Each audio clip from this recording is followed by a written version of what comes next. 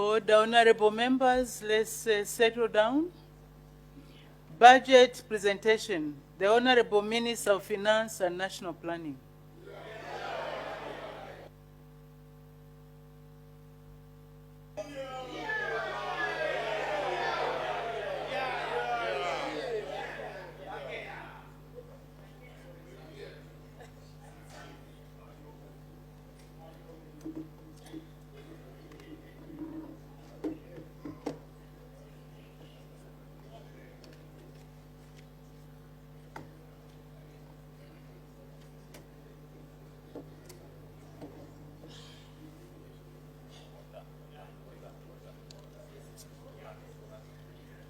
Just to make sure it is ready.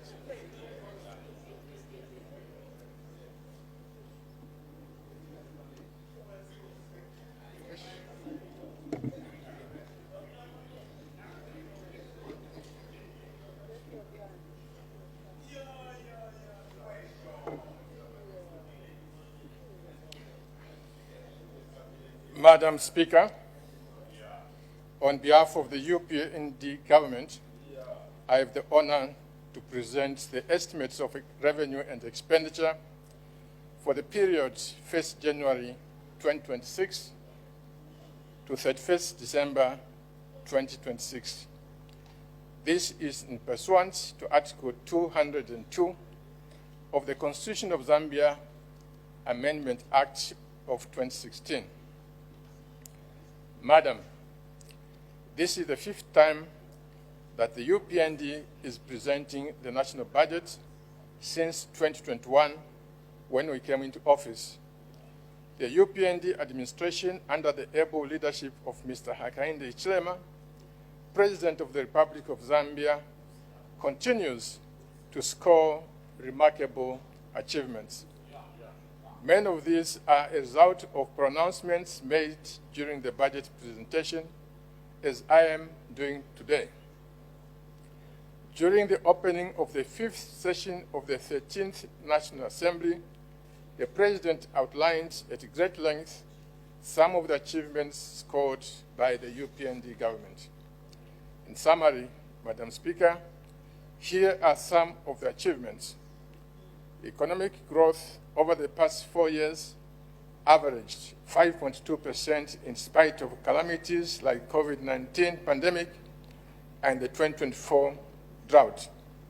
The economic growth has created jobs and other benefits. Compare this with the average growth of only 1.6% for the 4 years prior to 2021. Madam, 5 years ago, Zambia became known for being the first country in the world, post-COVID, to default on its external debt because she had borrowed excessively. Today, Zambia is famous for being the first to successfully restructure her debt under the G20 Common Framework. This has changed our status from being a crisis-prone country to a solution-oriented country. Clearly, we have changed the narrative of our country. Madam Speaker, Zambia and our region experienced the worst drought in 2024 ever seen in living memory. There was trepidation and fear in the land.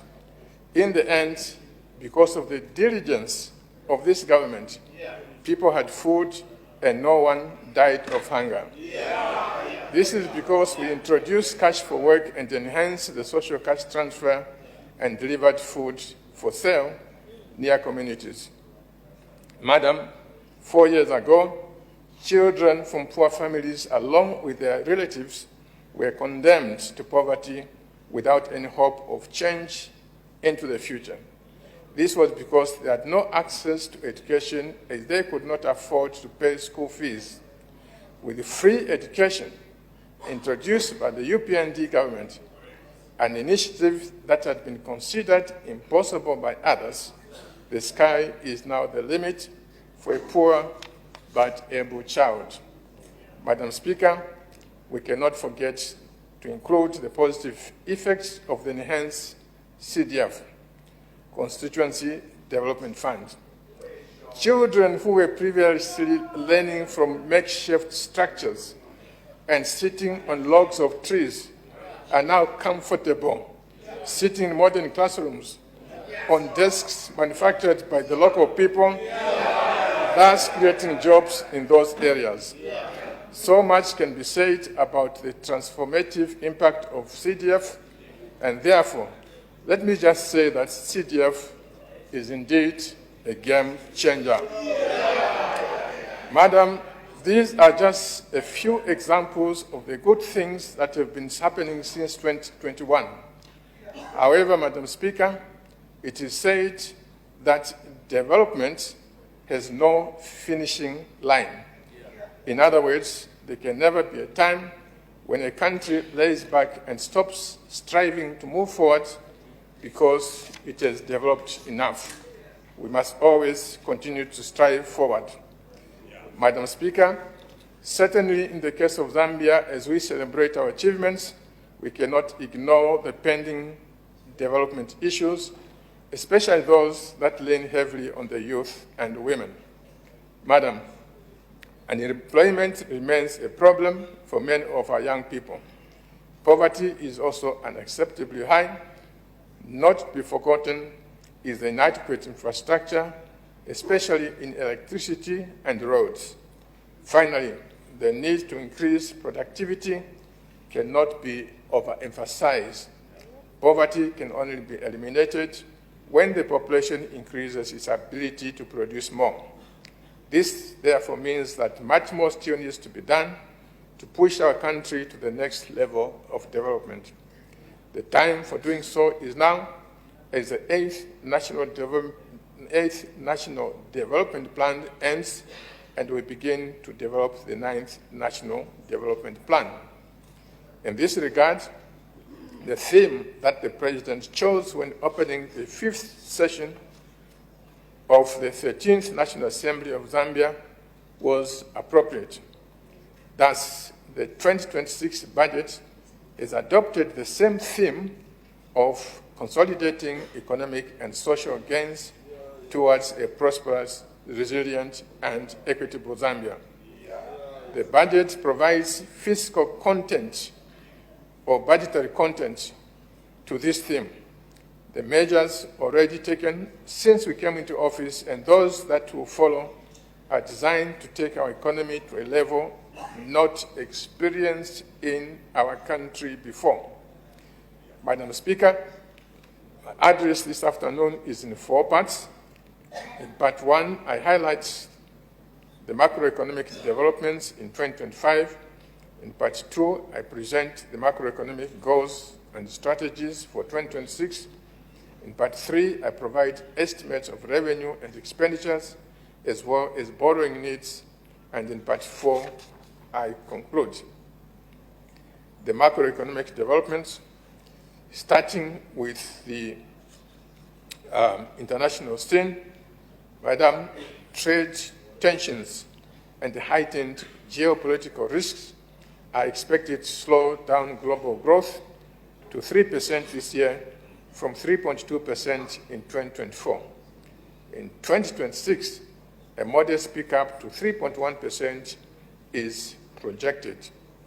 Madam, during the first 9 months of 2025, copper prices increased to an average of $9,545 per ton, compared to $8,589 per ton during the corresponding period in 2024. Over the same period, crude oil prices reduced to $74.8 per ton from $82.8 per ton. Here, locally in Zambia, Madam Speaker, in 2024, the economy was resilient as it grew by just under 4%, despite the severe drought experienced in the 2023-2024 rain season. Growth is projected to be higher in 2025 at 5.8%, owing to increased mining activity, recovery in agriculture, and strong performance of the information and communication technology sector. Madam, since assuming government in 2021, we've made many policy changes to improve our economy. A good example of successful reform is in the mining sector, which is already helping to push overall economic growth. However, most of the impact of what we've been reforming, most of that impact will be felt in 2026 and beyond, when production of copper goes beyond 1 million tons per annum. Madam, on inflation, a few months ago, rising prices of inflation was a major concern to many in the country. It peaked at 16.7% in December last year, but since then, it has been trending downwards towards the band of 6 to 8%. Inflation has declined to 12.3% this month. This is largely a reflection of lower food prices due to the better harvest, appreciation of the kwacha against major currencies, reduced fuel prices, and the impact of tight monetary policy stance. As at yesterday, the kwacha had appreciated by 14.7% against the US dollar due to improved supply of foreign exchange. On the budget, Madam Speaker, this government has demonstrated incredible discipline in managing public finances in spite of challenges like COVID and the drought. This is why there's been a significant reduction in fiscal deficit over the last 4 years. In 2024, the deficit reduced to 3.5% of the GDP from 9% in 2011. The reducing deficits have the effect of sharply reducing the growth of public debt. Fiscal discipline has continued. The budget performance as at end August this year was broadly on track. Total revenue and grants stood at 119 billion kwacha against the target of 126. Expenditure was 138 billion against the target of 152 billion.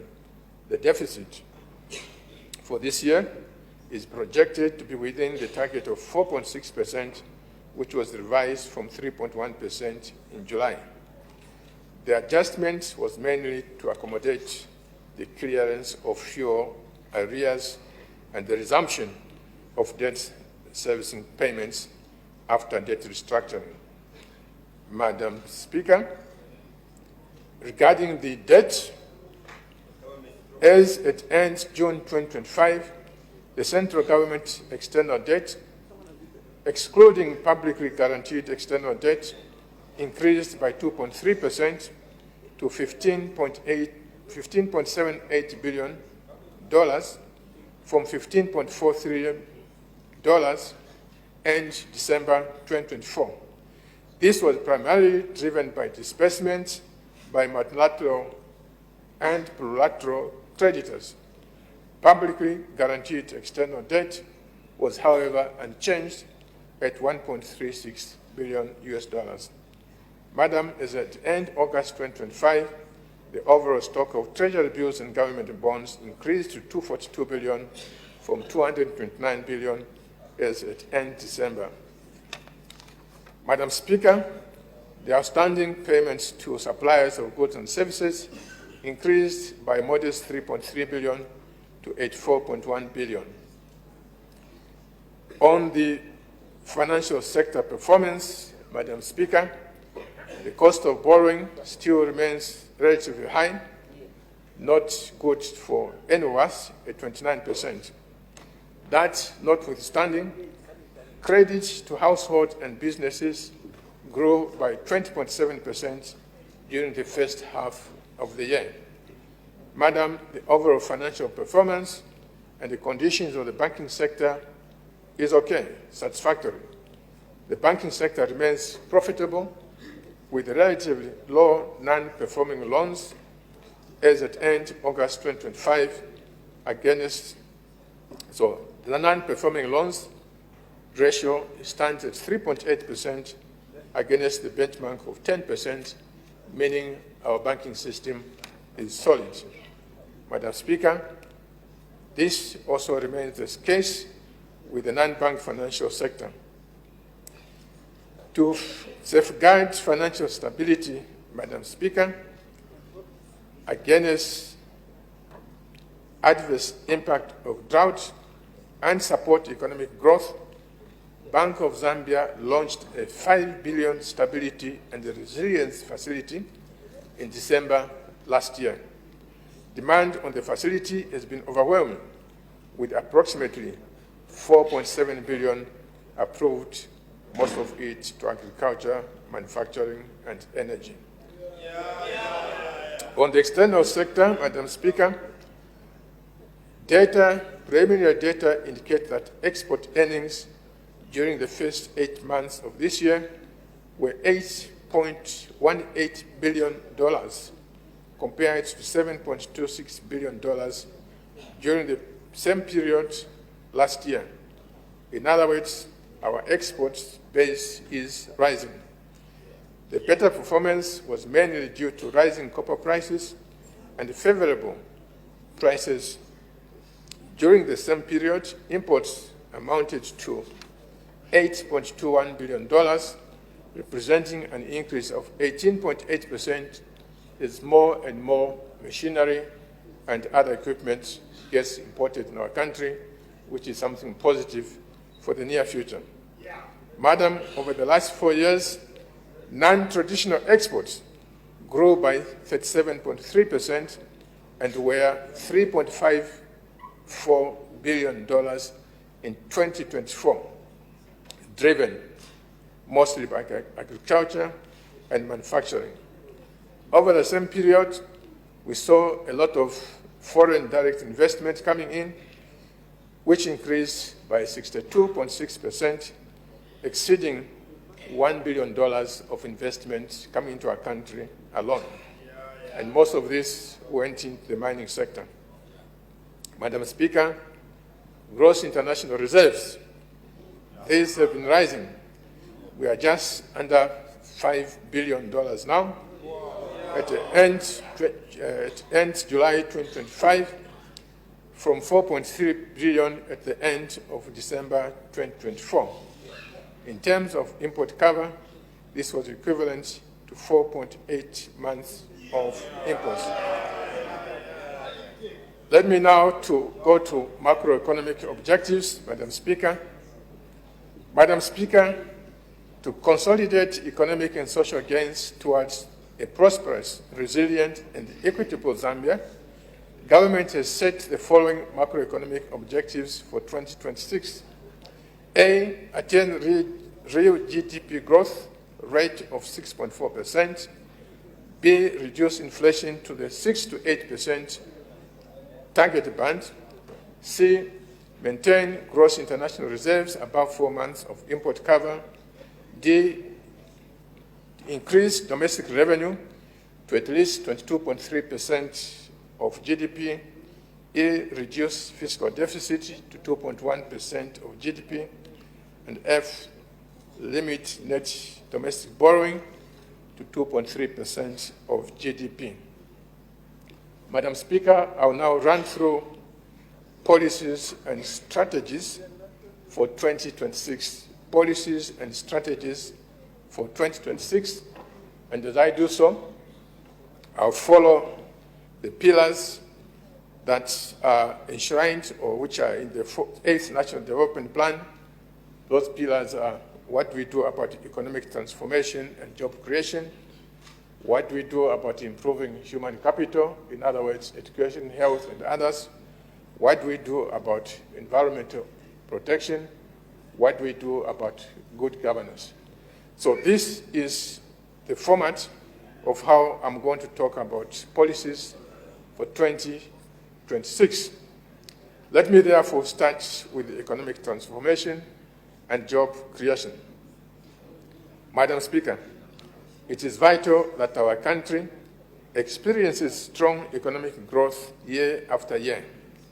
The jobs that we desperately need and the increased revenue we seek to spend on social services and public infrastructure become available only with strong growth.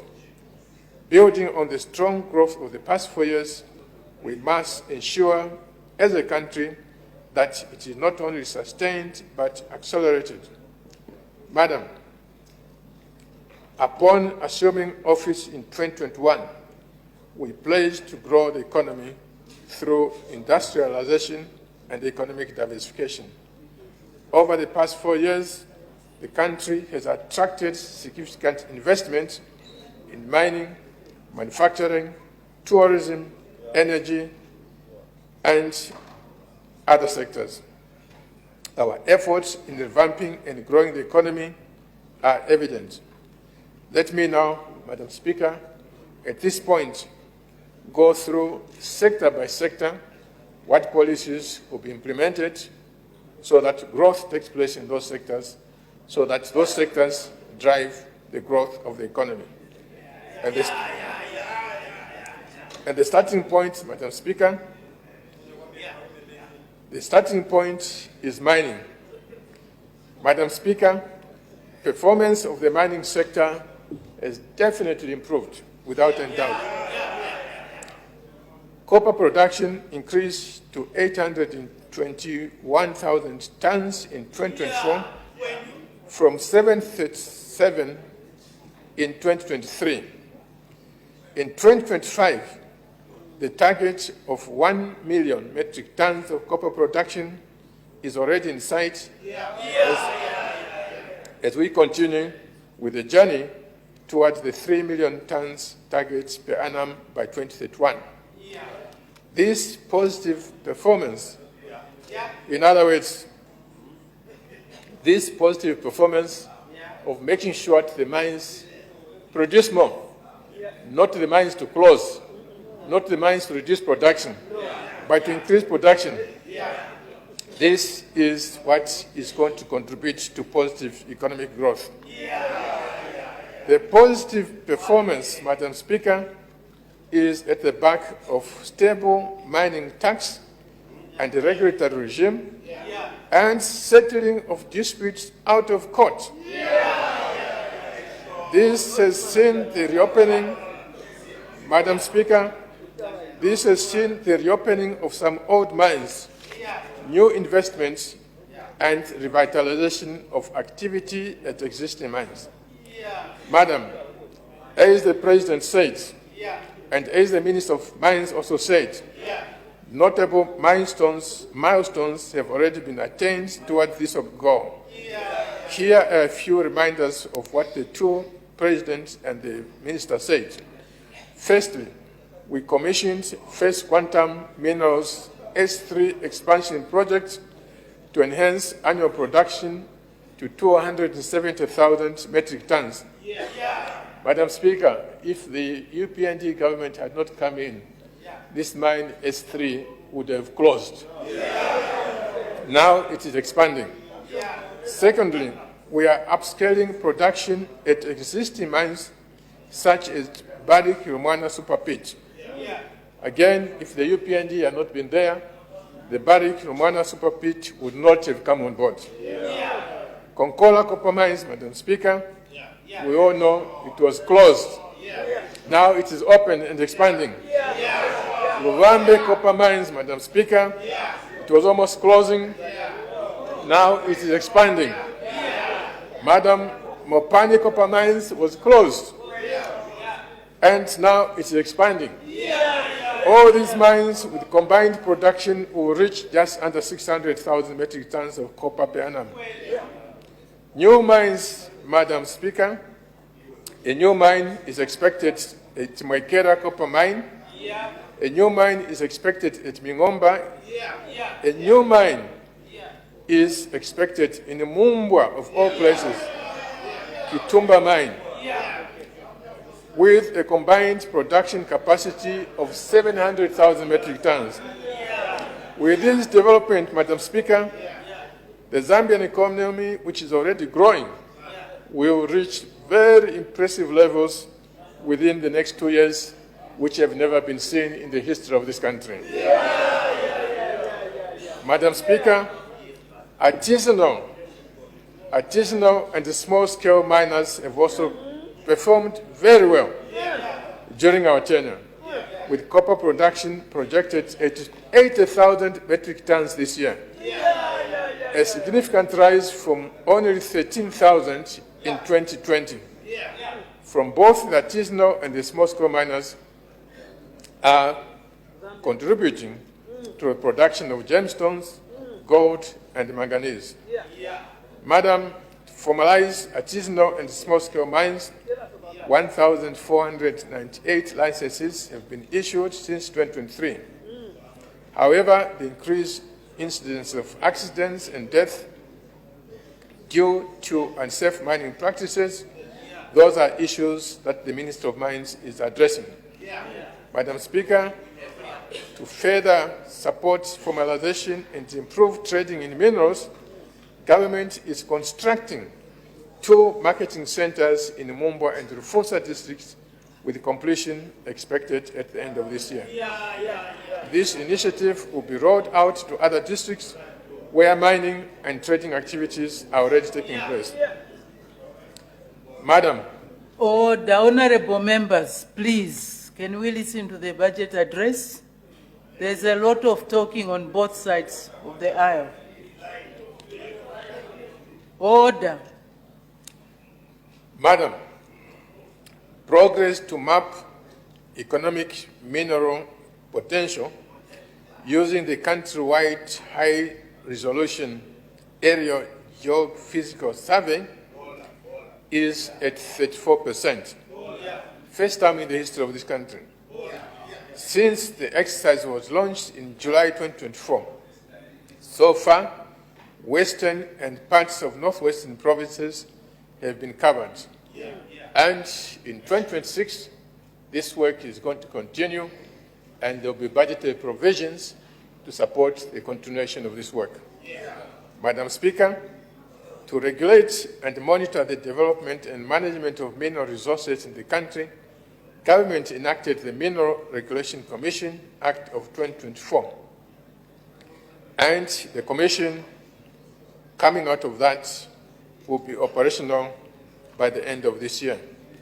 This commission will work hand in hand with Zambia Revenue Authority to adhere to provided tax laws. Madam, the budget that I shall announce this afternoon contains some investments in the sector to consolidate economic and social gains we've made so far.